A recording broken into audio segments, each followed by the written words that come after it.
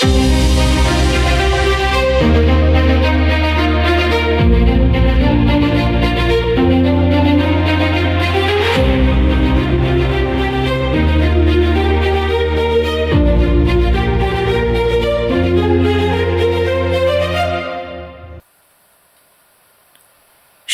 dan selamat datang sekali lagi ke Wacana Firman musim ketiga.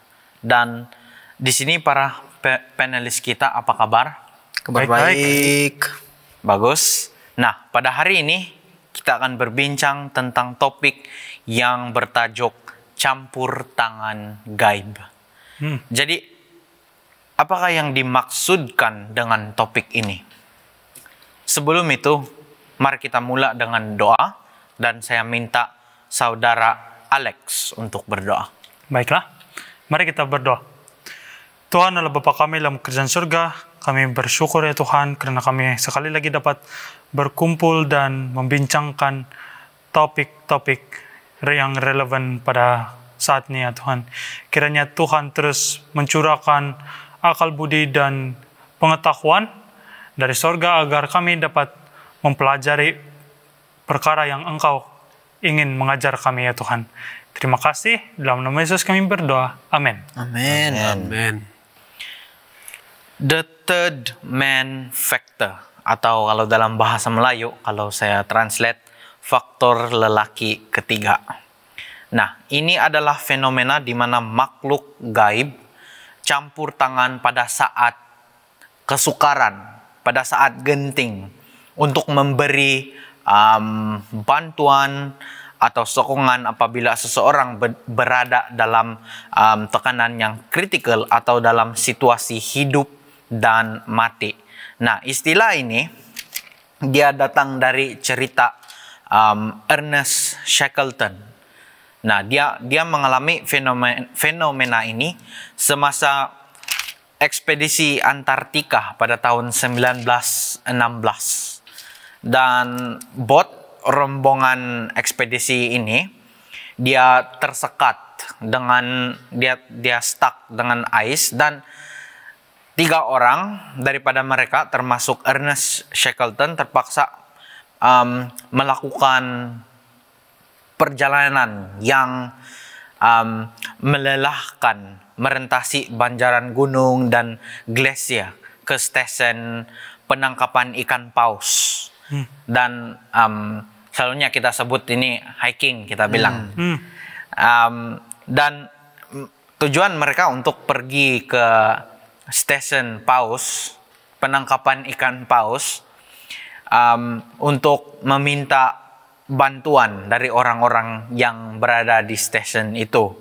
Dan disebabkan perjalanan mereka sangat melelahkan, dan bayangkan itu di Antartika, dan dia sejuk, dan mereka memang of course mereka menghadapi situasi hidup dan mati, tetapi mereka merasakan orang ketiga atau third man factor yang memberi mereka kekuatan bahwa mereka akan dapat bertahan dan dapat terus mencari bantuan. Dan ini yang dikatakan dalam bukunya. Ernest Shackleton mengatakan, saya tahu bahwa selama 36 jam perjalanan yang panjang dan melelahkan di atas pergunungan dan glasier yang tidak dinamakan, selalunya saya rasa kami berempat, bukan bertiga. Kemudiannya, penulis puisi T.S. Eliot, dia membaca cerita Shackleton ini, dan dia mendapat ide daripada cerita dia, dan dia menulis puisi. Dan sebenarnya puisi dia sangat terkenal. Dia bertajuk The Wasteland. Dan disinilah fenomena itu, disinilah dia mendapat namanya. Dan kembali lagi kepada cerita itu, mereka tidak tahu apa jenis kehadiran itu. Mereka tidak tahu sama ada itu hantu atau bagaimana. Dan ada beberapa jurnalis mengatakan, oh ini adalah malaikat. Dan kalau daripada penjelasan saintifik, saintis mengatakan ini adalah coping mechanism atau salah satu contoh bicameral mentality. Nah, kalau dalam psikologi, dalam English dia mengatakan in psychology, bicameralism is a hypothesis which argues that the human brain once assumed a state known as bicameral mind in which cognitive functions are divided between one part of the brain which appears to be speaking and a second part which listen and obeys. Jadi saya rasa sangat jelas penjelasan dia di sana. Dan soalannya, adakah malaikat wujud? Ya. Dan kalau malaikat wujud, adakah ia dihantar dari surga atau produk otak manusia? Apa kata panelis? Iya, walaupun terima kasih sahabat Melrindro, walaupun dikatakan tadi cukup jelas, tetapi wah, perkataan itu sebenarnya susah ya bagi saya. Boleh ulang lagi sekali maksudnya dan perkataan itu?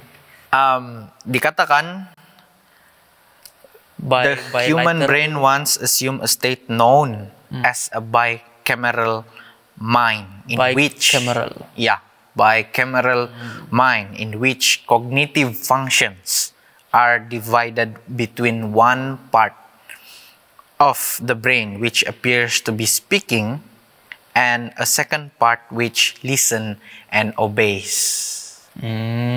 Ya.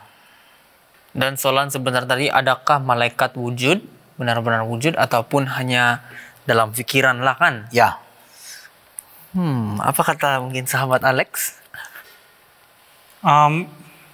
Iya, kalau kita ada saya terbaca apabila kamu mengatakan third man factor ataupun faktor orang ketiga. So saya coba search di saya coba cari di Google mengenai peristiwa itu. So di sini dia ada juga menulis dalam itu buku. Penulis buku itu ada menulis, if we understand that the third man factor is a part of us, the way adrenaline is, then we can start to access it more easily. Ataupun kalau dalam bahasa Melayu, kalau kita memahami yang faktor orang ketiga ini adalah sistem ataupun sudah tertanam di dalam kita. Dia menjadi salah satu part ataupun ya dia memainkan peranan di dalam kehidupan kita ataupun cara adrenalin ini, maka kita akan lebih senang untuk akses ataupun menerima ataupun experience experience ini. So kalaulah malaikat itu pertama sekali saya percaya, kita semua percaya malaikat itu ada. Dan Alkitab juga mengatakan banyak peristiwa di mana malaikat itu ada. Tapi yang saya ingin argue lah ataupun ingin dive deep adalah, adakah malaikat itu produk daripada otak kita? Ya, seperti yang soalan tadi, adakah malaikat itu produk daripada otak kita ataupun diantar daripada Tuhan? Kalaulah malaikat itu produk daripada pemikiran manusia, saya pikir malaikat itu dia boleh saja macam ada switch on off. Kalau kita on, malaikat itu akan main peranan. Kalau kita off, malaikat itu shutdown. Dan dia tidak melakukan peranan dia. So, sebagai seorang Seventh Day Adventist, saya percaya yang malaikat itu sentiasa memainkan peranan dalam menjaga setiap perjalanan kita sepanjang hidup, termasuklah yang dalam kisah inilah, yang peristiwa apabila orang mengembara untuk melintasi gunung-gunung itu. Saya pikir malaikat yang bersama-sama dengan mereka bukanlah sumber bukanlah datang daripada pemikiran mereka. Tuhan yang datang, Tuhan yang mengaruniakan malaikatnya untuk menjaga mereka sepanjang perjalanan mereka. Mungkin para penulis yang lain ada tambahan? Iya, saya sebenarnya tidak setuju kalau kita mengatakan bahwa kewujudan malaikat itu hanya dalam minda kita. Sekurang-kurangnya pada waktu inilah saya tidak setuju kalau kita katakan, oh malaikat ini sebenarnya tidak wujud, dia hanya dalam pikiran kita dan kita on off, dia wujud, dia tidak wujud. Dan kalau kita melihat di Kejadian 16, saya pikir ini salah satu yang terawal di mana dia mengatakan angel. Cuma mungkin case di sini berbeda sedikit, sebab kalau kita membaca cerita di Kejadian 16 ini pasal Hagar, apabila majikannya itu menghalau, dan ya kita tahulah ceritanya, dia coba untuk melarikan diri dari Sarai. Kemudian di ayat yang ke-7 pula dikatakan ini dalam bahasa Inggris, the angel of the Lord found Hagar near a spring in the desert. So tidak dikatakan di sini yang Hagar ini sedang berpikir, kemudian dalam minda itu dia nampak. Nah, angel di sini walaupun dikatakan angel of the Lord, malaikat Tuhan, tapi kalau kita baca sampailah ke ayat yang ke-13, dikatakan sini, she gave this name to the Lord who spoke to her, you are the God who sees me. Dan ayat ini memberi kita suggestion bahwa the angel of the Lord yang muncul di sini adalah God Himself lah, God Himself. Tetapi dalam case lain pula, saya pikir ini cerita yang sangat populer dan ramai tahu, yaitu cerita mengenai Daniel dan rekan-rekannya, di mana tiga rekan Daniel ini mau dibuang di dalam perapian yang sangat panas itu. Kemudian di ayat yang ke-23 sudah. And these three men firmly tied fell into the blazing furnace, dibuang sudah. Kemudian ayat ke-24, Raja Nebukadnezar bertanya, bukankah ada 3 orang saja? Kan. Kemudian 25 mengatakan, tapi lihat, saya melihat ada 4 orang pula. Nah, dan yang orang keempat ini looks like son of the gods, dia bilang. Di sini sekali lagi bukanlah malaikat biasa-biasa sahaja, tetapi menurut komentari Christ sendiri, the pre-incarnate Christ dikatakan dia muncul. Tetapi ini just 2 yang saya lihat yang interesting lah. Ada juga cerita-cerita lain yang mungkin lebih sesuai dan betul-betul spesifik.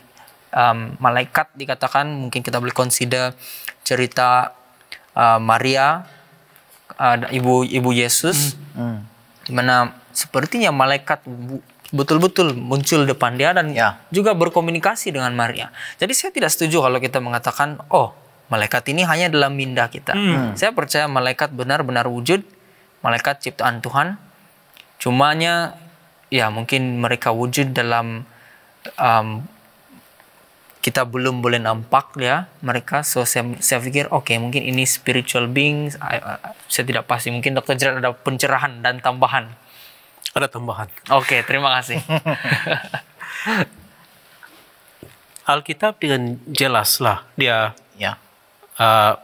Alkitab mengatakan mengenai kewujudan malaikat dan bagaimana malaikat itu sangat terlibat dalam urusan ataupun affairs of man. Tetapi bukan suka-suka sahaja mereka.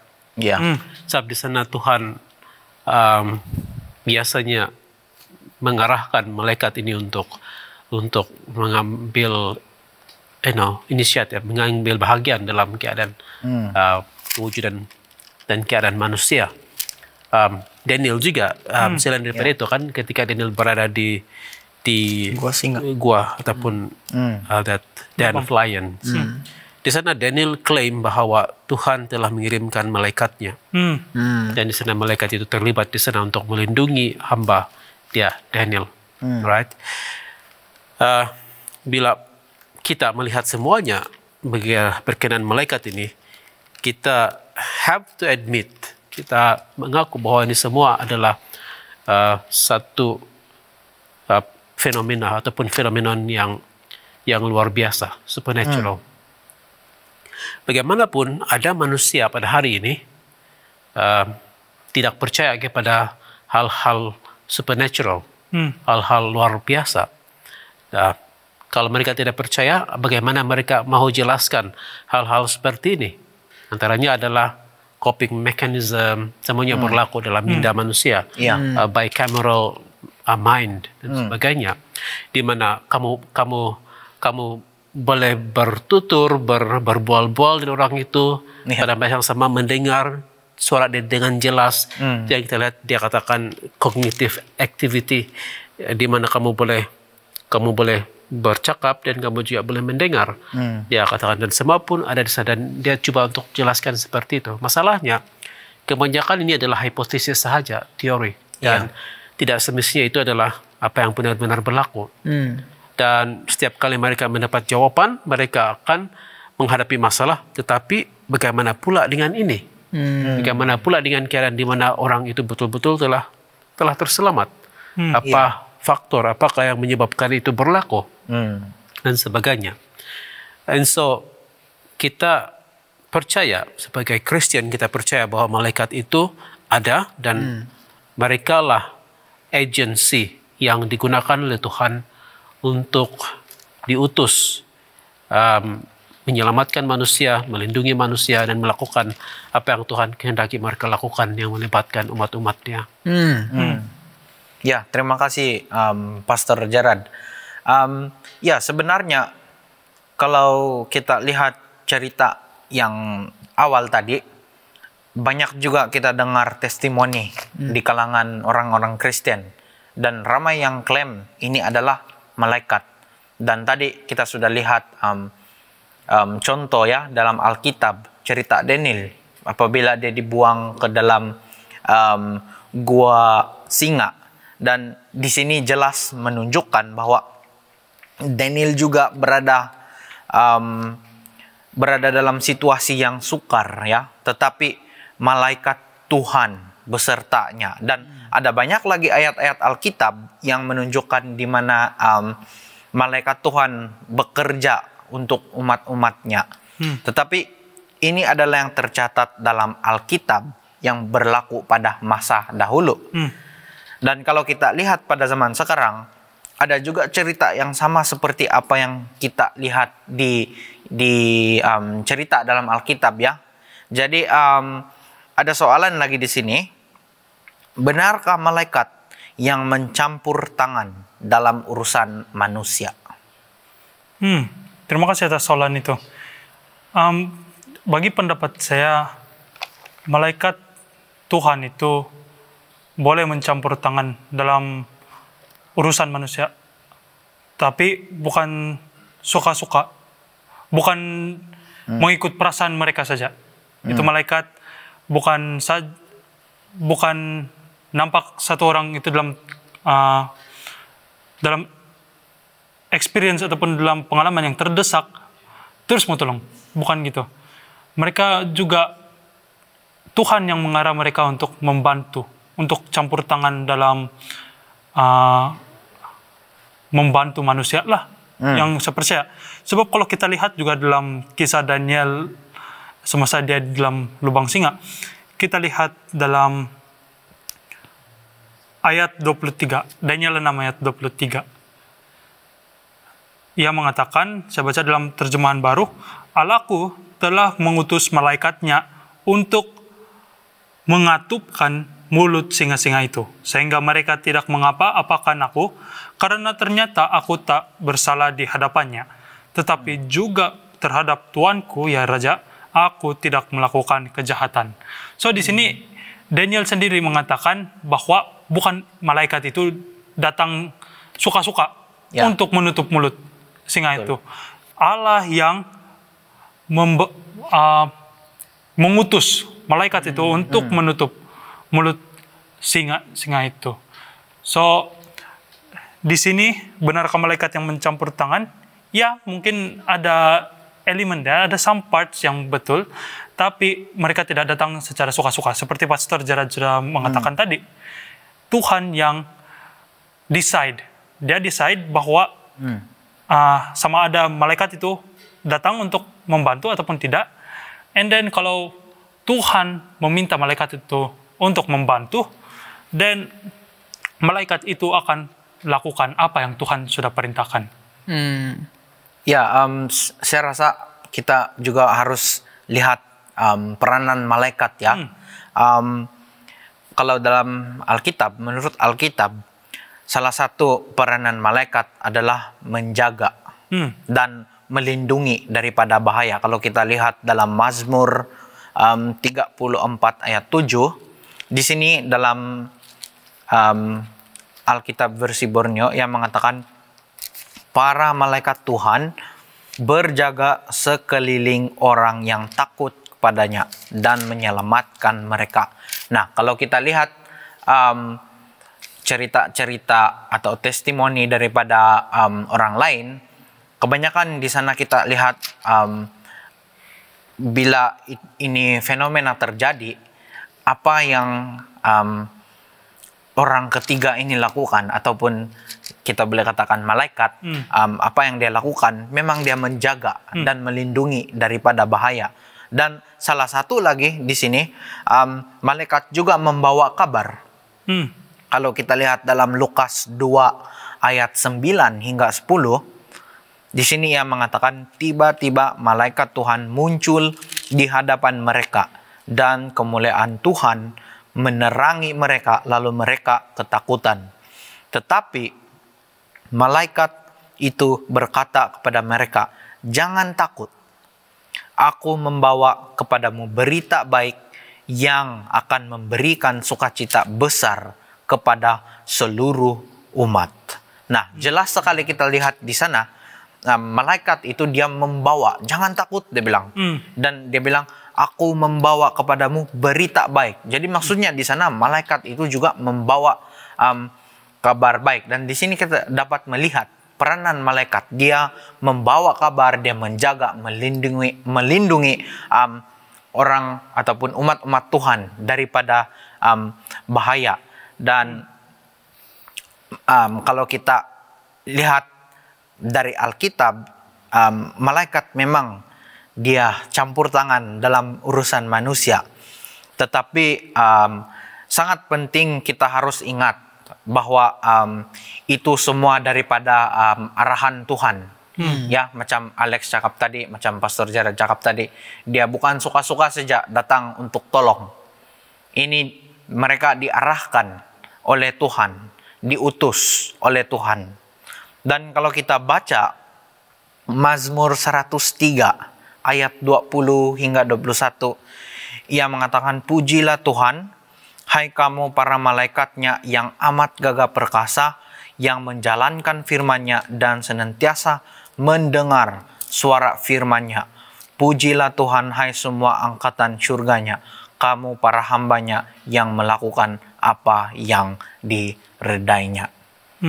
Jadi ya, kita boleh katakan itu adalah malaikat yang mencampur tangan dalam urusan manusia.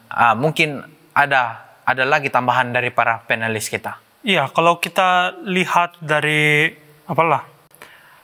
perkataan asal bagi malaikat ini, kalau kita tengok dalam bahasa Greek, ya dipanggil angelos. Angelos ini dia bermaksud messenger from God. Messenger from God. So, messenger ini, kalaulah kita menulis surat untuk orang lain, and then kita meminta satu orang untuk menghantar. So, kalau dalam konteks kita sekarang, ada runner lah. Ya, ada runner untuk datang untuk beli package yang kita mau, and then dia akan hantar itu di tempat kita.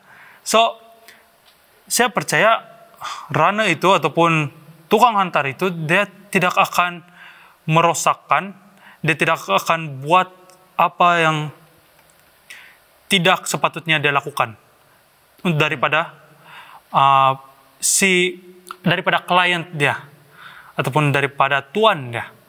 So apabila kita ambil konteks ini kepada malaikat, malaikat di sini ataupun angelos ini derang bekerja sebagai messenger of God. Apabila Tuhan ada message bagi manusia seperti yang kamu sudah katakan, mereka tidak akan mencacatkan ataupun derang tidak akan tukarkan satu titik pun daripada message Tuhan itu bagi manusia. Mereka akan berikan yang sempurna. Dan itu menunjukkan bahwa malaikat derang tidak bekerja sesuka hati mereka. Mereka akan taat, terus patuh kepada Tuhan yang mengirimkan mereka lah untuk menghantar message ataupun untuk melakukan perkara yang mereka harus lakukan di bumi ini. Saya mau memberikan satu persoalan lah. Sebab sebentar tadi Saudara Melrindro mengatakan atau menyebut mengenai peranan malaikat kan. Dan saya teringat banyak sebenarnya malaikat ini disebut di buku Wahyu. Jadi saya membelek-belek tadi dan melihat contohnya di Wahyu 8 Seven Seal and the Golden Censer, ada 7 malaikat disebut di sini. Kemudian yang malaikat ke-6 apabila dia membunyikan itu trumpet, dia bilang kan. And then karena rilis lagi 4 angels, dia bilang tidak tahu lah ini saya kurang pasti ini literal kah, real angels, maybe dia punya angel real tapi events dia symbolical, begitu kah Pastor? Tapi saya melihat sini sepertinya malaikat ini memang mempunyai peranan yang besar dalam menurut pembelajaran saya ini berkaitan dengan preliminary judgment.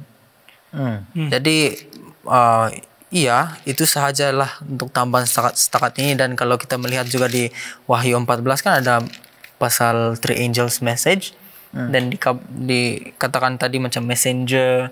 So ada kaitan peranan malaikat ini. Saya pikir kita boleh consider juga lah apa yang di buku Wahyu. So, itu yang saya terfikir sebentar tadi. Ya, Dr. Jarad ada tambahan? Saya coba terfikir juga kalau ada malaikat yang baik itu, ada juga malaikat yang jahat. Dan kalau malaikat yang baik itu mendapat arahan daripada Tuhan, maka malaikat yang jahat itu kita lihat mereka itu mempunyai satu tujuan sahaja dan mereka mungkin boleh bertindak. Kita tidak tahu apa yang berlaku di sebalik hubungan antara malaikat sesama malaikat jahat ini.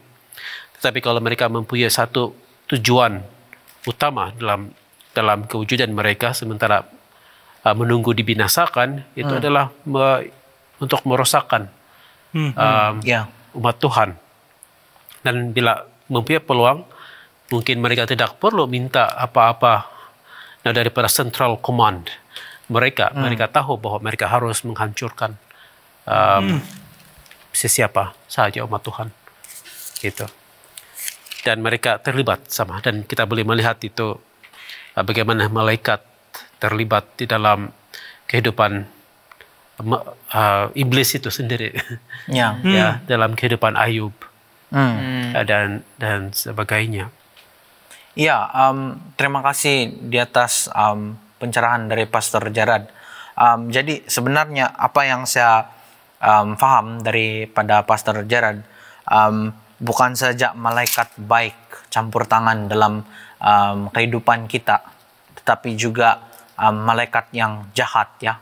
Jadi maksudnya kuasa jahat ini juga boleh campur tangan dalam urusan manusia. Dan saya pikir menurut Alkitab memang ada 2 kuasa, yang jahat dan yang baik. Dan kalau kita baca dalam Efesus 6 ayat 11 hingga 12, dalam terjemahan baru di sini ia mengatakan, kenakanlah seluruh perlengkapan senjata Allah supaya kamu dapat bertahan melawan tipu muslihat iblis, karena perjuangan kita bukanlah melawan darah dan daging, tetapi melawan pemerintah-pemerintah, melawan penguasa-penguasa, melawan penghulu dunia yang gelap ini, melawan roh-roh jahat di udara. Jadi maksudnya kita ini berada dalam pertarungan di antara dengan kuasa jahat, yaitu iblis itu sendiri. Dan pertarungan ini bukan secara physical, tetapi pertarungan yang spiritual, ya. Dan saya rasa Alkitab juga mengatakan setan mempunyai agent. Sebab kalau kita baca dalam Wahyu 12 ayat 8 hingga 9, di akhir-akhir ayat itu dia mengatakan, dengan demikian tersingkirlah naga besar itu, ular purba, yang bernama iblis atau syaitan, yang memperdaya umat manusia. Ia dan semua malaikatnya dibuang ke bumi. Nah, jadi kita lihat di sini setan juga mempunyai agent. Dan bila kita lihat betul-betul memang malaikat jahat memang juga ada, dan mereka juga campur tangan dalam urusan manusia. Ada lagi soalan di sini, bagaimana kita membezakan antara campur tangan yang baik, malaikat yang baiklah, dan jahat, malaikat yang jahat? Ya, pertama sekali terima kasih atas soalan itu. Saya percaya untuk membezakan antara campur tangan yang baik ataupun malaikat Tuhan dan campur tangan kuasa yang jahat, yaitu yang apalah, daripada roh-roh yang jahat tuh, saya rasa kita boleh tengok melalui buah dah. So, buah yang dibawa ataupun kesan yang dibawa oleh malaikat Tuhan dan malaikat yang jahat sangat berbeza. Sangat berbeza buah yang akan terhasil apabila kita menerima salah satu. Menerima salah satu bisikan. Kalaulah bisikan yang kita terima itu daripada malaikat Tuhan, saya percaya yang baik. Bukan yang baik ataupun yang menurut apa yang Tuhan inginkan di dalam kita. Mungkin kita rasa apa yang Tuhan mau di dalam diri kita itu tidak selari dengan apa yang kita mau. Tetapi itu yang terbaik yang Tuhan inginkan bagi kita. So, saya percaya buah malaikat, buah yang dihasilkan di dalam kita apabila kita menerima bisikan malaikat Tuhan itu, ia selari dengan apa yang Tuhan inginkan. Dan apabila kita menerima bisikan daripada malaikat yang jahat, saya percaya buah yang terhasil itu mungkin memberikan kita kegembiraan ataupun kesenangan untuk sebentar, untuk sejenak masa, ataupun untuk saat itu saja, tapi kesan itu on the long run dia akan membawa kepada kebinasaan, ataupun buah itu buruklah, basi. Begitu. Tapi apa pendapat penulis lain? Kalau kita mau mengatakan on the long run kan, then who will know? Because kita manusia ini tidak boleh melihat sejauh itu, Pak. Kita tidak boleh melihat in the future lah. Dan saya pikir ini suatu isu yang bukan kita boleh mengatakan left or right, macam black and white, at least now lah. Dan saya pikir agak mencabar sedikit juga kalau kita mau mengatakan bagaimana kita boleh tahu ya sebenarnya. Usually menurut cerita-cerita saya pula, cerita-cerita yang saya dengar, Ya. cerita-cerita yang saya dengar, yang kerasukan roh jahat, orang katakan kan kerasukan setan, selalu dia punya tingkah laku ini menjadi sesuatu yang kalau kamu lihat atau kalau kamu dengar pun memang tidak menyenangkan hati, tidak dia kacau jiwa kita. Wah, ini memang ini something wrong. Kita boleh katakan macam begitu.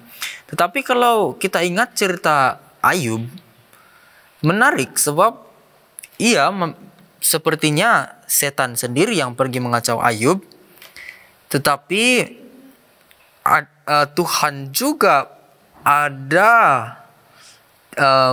bukan saya ingin mengatakan campur tangan, tetapi ada role yang dimainkan oleh Tuhan, dan ada disebut juga mengenai Tuhan dalam cerita ini. Kalau kita melihat di Ayub pasal yang pertama kan, mungkin Alex boleh buka dalam bahasa Melayu, bahasa Indonesia, saya punya ini bahasa English. Kemudian ayat ke-6 tuh, one day the angels came to present themselves before the Lord and Satan also came with them. Dia bilang setan sendiri pun ada. Kemudian kita boleh bacalah ayat 7, the Lord said to Satan, where have you come from? Kemudian Satan cakap, oke, saya dari bumi, berkeliaran. Kemudian tiba-tiba Tuhan mengatakan kepada setan, have you considered my servant Job? Dia bilang.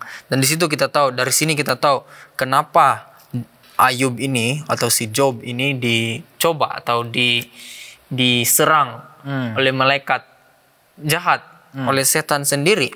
Jadi saya melihat bagaimana kita boleh membezakan campur tangan yang baik dan yang jahat. Wah, dia tidak semudah itu ya untuk mengatakan, sebab di sini sepertinya ada campur tangan jahat, tapi ada campur tangan Tuhan juga. Tuhan dia, saya mau highlight di sini, dia memang lebih tinggi lah dari setan.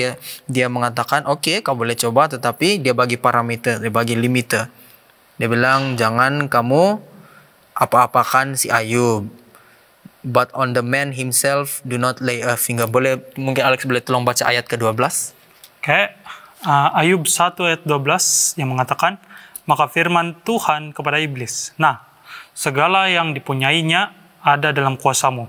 Hanya janganlah engkau mengulurkan tanganmu terhadap dirinya. Kemudian pergilah iblis dari hadapan Tuhan. Jadi sepertinya apa-apa insiden kan, bukan apa-apalah, tapi insiden ini specifically cerita Ayub, ada campur tangan malaikat baik, ada campur tangan Tuhan juga. Ada campur tangan malaikat jahat, setan, ada campur tangan Tuhan juga. Jadi saya pada saat inilah macam sukar juga ingin mengatakan bagaimana untuk membezakan ya. Sebab ini case yang agak rumit. Iya, kita tidak dapat melihat sebab sudahlah malaikat itu pun sesuatu yang kita tidak boleh lihat. Mereka adalah kita panggil roh, spirit. Ya. Kita tidak boleh melihat mereka kecuali mereka tunjukkan ataupun nyatakan diri mereka dalam bentuk fisikal. Barulah kita boleh lihat. Kita boleh melihat bagaimanapun contoh-contoh ataupun instances di dalam Alkitab, setiap kali malaikat Tuhan itu terlibat, itu semua menjurus kepada situasi yang melepaskan umat-umat Tuhan ataupun anak-anak Tuhan daripada bahaya, daripada belenggu, daripada kejahatan. Kamu boleh lihat dalam Kejadian, kita boleh lihat bagaimana Lot diselamatkan. Kemudian kita boleh lihat juga di dalam Keluaran, malaikat itu diarahkan ataupun datang, dan bangsa Israel yang menurut Tuhan untuk meletakkan darah di daun pintu dan sebagainya itu terselamat, dan juga seterusnya sampai lagi pada zaman hakim-hakim, zaman raja, dan juga kepada nabi-nabi juga. Setiap kali malaikat ini muncul melakukan sesuatu apabila melibatkan umat Tuhan itu untuk melepaskan mereka. Dalam perjanjian baru juga seperti itu. Seperti yang berlaku kepada Petrus, telah dipenjara tetapi telah dilepaskan oleh malaikat. Ya. Dan juga beberapa kisah-kisah yang lain. Dengan melihat seperti itu, kita boleh kita boleh simpulkan bahwa semua yang melibatkan kelepasan kepada umat Tuhan untuk mencapai objektif ataupun tujuan Tuhan dalam misi Injil dan sebagainya, itu adalah daripada Tuhan. Kalau kita lihat bagaimana itu sangat bercanggah dengan apa yang kamu baca tadi di dalam buku Efesus. Buku Efesus itu sangat-sangat jelas. Kita harus berjaga-jaga terhadap kuasa-kuasa ini. Kenapa? Sebab kuasa-kuasa itu mempunyai tindakan ataupun mempunyai tujuan yang bercanggah dengan kehendak Tuhan, bercanggah dengan objektif untuk Injil, seperti yang Paulus nyatakan di dalam buku itu. So, kalau kita mau kasih bezakan antara campur tangan malaikat yang baik dan malaikat yang buruk, kita harus malaikat yang jahat, kita harus lihat juga lah apa objektif Tuhan di dalam kehidupan kita. Ya, dan yang paling selamat saya pikir kita harus melihat apakah itu selari dengan Alkitab tindakan mereka itu. Ya. Ya, make sense juga, sebab kalau kita tidak tahu apa yang Tuhan inginkan, apa yang Tuhan kehendaki, maka apabila roh jahat ini mengatakan, ini bagus nih, nah, kita tidak ada something to compare with, kita tidak ada itu kebenaran, reference. Jadi kita tidak tahu, kita akan tertipu lah, kan? Ya, kita boleh lihat juga bagaimana iblis itu sendiri. Saya pikir kamu masih cerita bagaimana apabila Yesus nyatakan kepada murid-muridnya menghindari kematian dia. Kita ingat bagaimana Petrus coba untuk menghalang. Dia katakan, Tuhan jangan cakap begitu. Kemudian apa yang dikatakan oleh Yesus kepada Petrus? Pergilah kamu hai iblis. Ada pengaruh dia di sana. Dia cuma menghalang itu. Walaupun dalam pikiran manusia ataupun dalam pikiran kita barangkali itu kita menyayangi master, kita punya guru, kita tidak mau dia mati. Tapi dalam kehendak Tuhan bukan itu. Sebab dia sudah bercanggah dengan rencana Tuhan. Amin. Ya, saya suka dengan poin Pastor Jared tadi. Selalunya kita lihat dari perjanjian lama hingga perjanjian baru, kalau dalam Alkitab, kebanyakan malaikat-malaikat yang datang daripada Tuhan, yang diarahkan, yang diutus oleh Tuhan, kebanyakan apa yang mereka buat itu mereka melepaskan. Ya, jadi saya terpikir mungkin kita juga boleh, ini sedikit tambahan, saya terpikir mungkin kita juga boleh melihat daripada perbuatan. Ya. Alkitab mengatakan kuasa jahat boleh melakukan mukjizat. Kalau kita lihat dalam Wahyu 16 ayat 14, dalam Alkitab versi Borneo, ia mengatakan mereka itu roh-roh iblis dan mereka melakukan pelbagai tanda yang sampai kepada raja-raja di seluruh dunia untuk menghimpunkan mereka bagi peperangan pada hari besar Allah yang maha kuasa. Kalau kita lihat ini adalah dia berkaitan dengan pertarungan spiritual itu yang kita panggil sebagai Armageddon, ya. Nah, kita lihat di sini selalunya tujuan kuasa jahat ini dia macam seakan-akan dorang punya objektif adalah untuk menipu.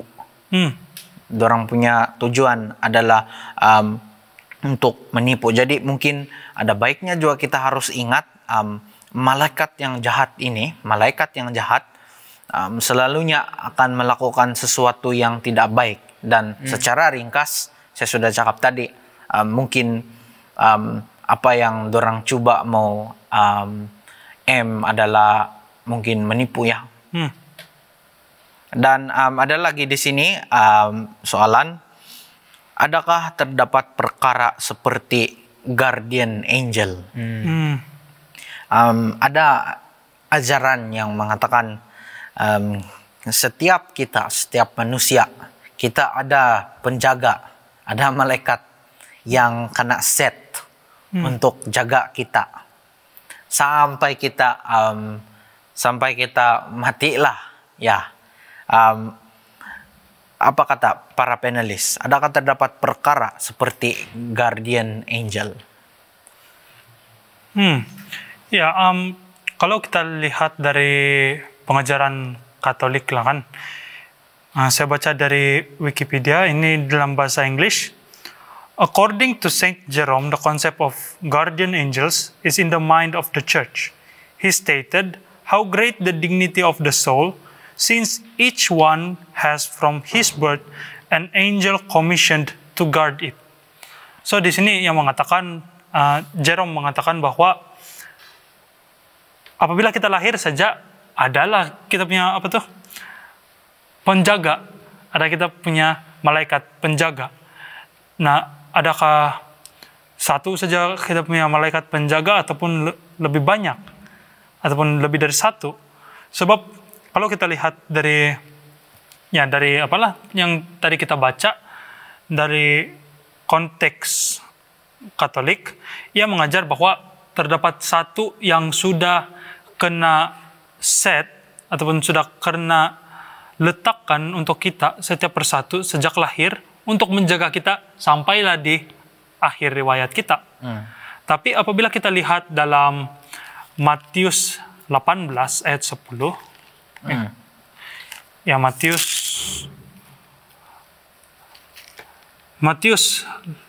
18 ayat 10 ia mengatakan, "Ingatlah, jangan menganggap rendah seorang dari anak-anak kecil ini, karena aku berkata kepadamu, ada malaikat mereka di sorga yang selalu memandang wajah Bapakku yang di sorga." Ya, memang itu selari dengan nampak macam selari dengan apa yang diajarkan oleh Jerome tadi, sebab kita ada penjaga. Tapi kalau kita lihat lagi dalam ayat yang seterusnya, Mazmur 91 ayat 10 hingga 11. "Malapetaka tidak akan menimpa kamu dan tulah tidak akan mendekat kepada kemah kamu. Sebab malaikat-malaikatnya akan diperintahkan kepadamu untuk menjaga engkau di segala jalanmu." Ya, kita ada guardian angel, tetapi tidak dinyatakan berapa banyak. Kita tidak dinyatakan berapa banyak guardian angel. Adakah satu saja yang kena set, ataupun Tuhan boleh kirimkan semua malaikat dia untuk menjaga satu orang saja? Ya, so di sini yang mengatakan dalam ayat 11 tadi, sebab malaikat-malaikatnya. Wah, kalau saya lebih senang untuk mendengar apabila lebih banyak penjaga, lebih banyak malaikat yang menjaga saya daripada satu saja. Ya, apa kata panel lain? Macam kalau satu saja kan, wah, dorang ini everyday dorang perlu check-in, ini malaikat perlu check-in, oke hari ini saya perlu jaga Melrindro, lepas itu yang malaikat B ini perlu jaga Alex, kemudian apabila Melrindro mau akan sedikit lagi terjadi masalah sesuatu yang malapetaka, kemudian yang Angel A sibuk, ayah Angel B flat free, ayah tapi itu bukan saya punya penjagaan, macam tidak logik pula macam begitu kan. Tapi ini cuma imajinasi saya lah. Ya, saya sangat setuju juga dengan Alex apabila dia mengatakan yang penting adalah kita mengetahui Tuhan melihat kita dan malaikat Tuhan pun bersedia untuk dihantar kepada kita kalau Tuhan mengatakan oke, dia perlu pergi dan dia akan tolong. Kiralah satu ke dua. Ya, saya bersyukur kalau ada satu. Saya percaya Tuhan menjaga kita. Dan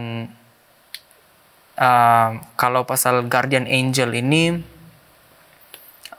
saya kurang pasti kalau kita ada satu ke dua ke tiga ke, tapi yang saya yakin adalah Yesus menjaga kita. Kuasa Yesus itu akan menyertai kita. Ya, biasanya kita tidak tahu daripada mana ide ini. mungkin salah satunya daripada apa yang disebut oleh Jerome. Tapi idea ini datang masuk ke dalam minda kanak-kanak juga, sebab kanak-kanak kan biasanya takut dan biasanya kita akan begitu, kamu ada malaikat penjaga. Memang ada malaikat yang menjaga. Tapi idea berkenaan dengan apabila seorang anak itu lahir dan seorang malaikat telah di assign ataupun telah ditugaskan untuk menjaga, particularly di seorang sahaja, itu kita tidak tahu dari mana asalnya itu. Kita tidak mempunyai dasar yang kukuh daripada Alkitab. Dasar yang kita ada dan teks-teks yang kita ada mengenai ini adalah Tuhan menjaga dan malaikat-malaikatnya itu diutus untuk menjaga. Ya. Dan kita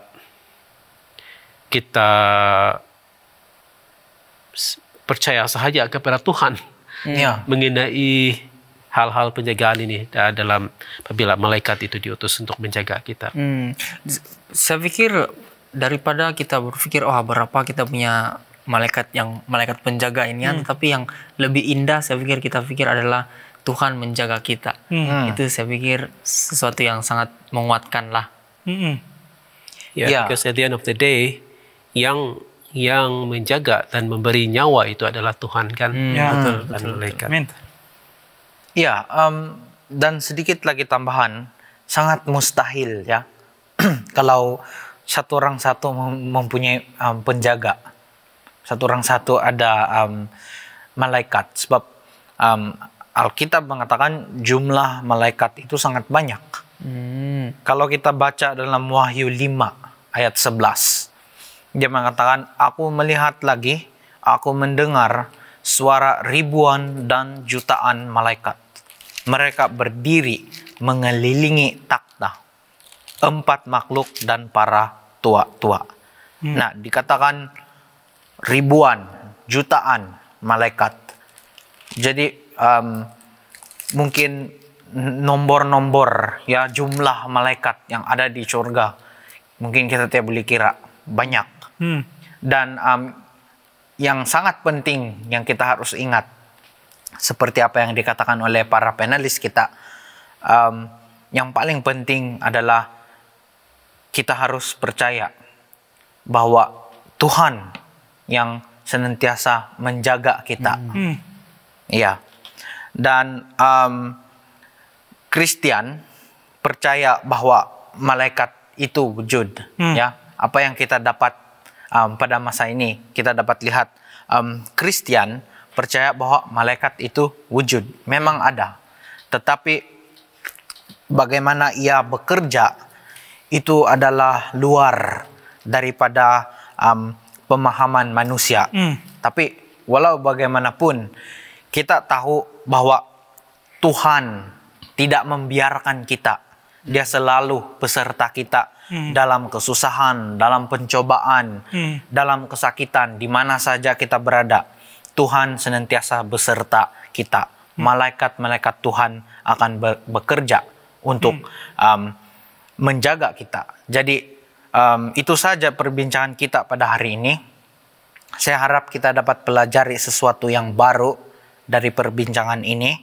Dan terima kasih juga kepada panelis-panelis kita karena sudah memberi pencerahan yang luar biasa, yang mantap, ya. Dan pada saat ini kita akan tutup dengan doa dan saya minta saudara Adi untuk berdoa. Ya, sebelum saya berdoa, saya terpikir seketika sebentar tadi apabila saudara Melrindro mengatakan malaikat sentiasa menyertai kita dan Tuhan sentiasa menyertai kita dan menjaga kita. Tapi kita harus ingat juga sekiranya ya seperti Ayub, Tuhan mengizinkan malapetaka terjadi, ini dia punya will atau ini kehendaknya, dan saya percaya walaupun let's say Tuhan mengizinkan kita untuk mengarungi atau mendapatkan ini malapetaka, malaikat sekalipun tidak yang diutus untuk menjaga kita pun saya pikir akan membenarkan juga sebab itu kehendak Tuhan kan. Jadi kita harus ingat juga lah kehendak Tuhan itu sangat penting. Itu saja tambahan terakhir lah kan. Oke. Oke. Jadi kita berdoa. Oke, mari kita berdoa. Tuhan Bapa kami yang bertakhta dalam kerajaan surga, terpuji dan nama-Mu Tuhan. Pada episode kali ini, sekali lagi kami dapat berbincang dan bersama-sama berkongsi pendapat dan belajar bersama-sama. Kiranya apa yang kami telah bincangkan ini dapat terus membuka minda sahabat-sahabat kami dan dapat terus memberi pengertian dan perspektif. Biarlah kami sama-sama mempelajari dan dikuatkan lagi iman kami sehingga kedatangan-Mu yang kedua kali. Apa-apapun kami mohon agar Engkau terus menjaga kami, dan kami sangat bersyukur dan berterima kasih sebab kami mengetahui dan kami percaya dan kami yakin bahwa Engkau sentiasa melihat kami dan sentiasa mempunyai sesuatu rencana bagi kami, dan berilah kami kekuatan dan kepastian dan keyakinan untuk terus percaya kepada kehendak-Mu, apapun kehendak-Mu itu. Terima kasih Tuhan, sertai kami di sini, terus menyertai sahabat-sahabat saya, Alex, Dr. Gerard dan juga Melrindro, dan juga semua sahabat-sahabat yang menonton. Semua ini kami minta dalam nama Yesus, Juru Selamat kami semua. Amin. Amin.